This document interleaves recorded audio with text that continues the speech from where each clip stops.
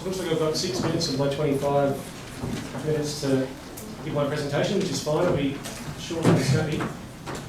I just want to acknowledge that Mental Health Australia has received financial support from the National Disability Insurance Agency to conduct extensive consultations over the past 18 months or so. And it's fortunate that we had the opportunity to do that. We wouldn't have otherwise. And of course, the agency only has responsibility for operationalising the scheme and not for these thorny policy issues that we've been talking about just now. And so the things I'm going to talk about briefly largely go beyond the agency's area of responsibility. So be kind to those who put their hand up before, I guess. I was hoping to release Mental Health Australia's needs assessment for the mental health sector today. Unfortunately, I'm not going to be launching it, but it will come out in the next little while. And the reason for the delay is just that we needed to seek feedback from multiple agencies with responsibility for the various issues that are raised in that document, recognising again that there's so many fingers and so many pies with this scheme and with transition.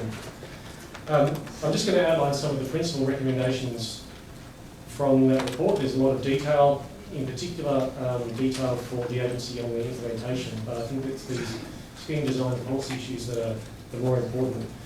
So, do you remember this moment?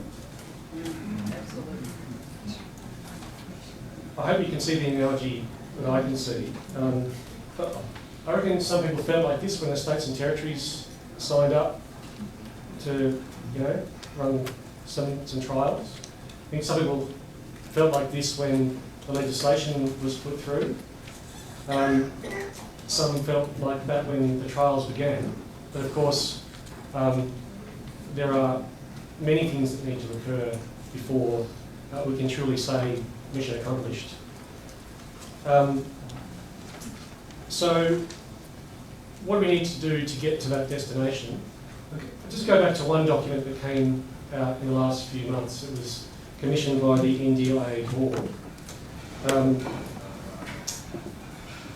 And it was a review of the optimal approach to transition to the full NDIS. And I just want to quote quickly from that report, because I think it's telling here, because I guess it's an indication of what has happened because the scheme was rushed through for reasons that were outside control of anyone here.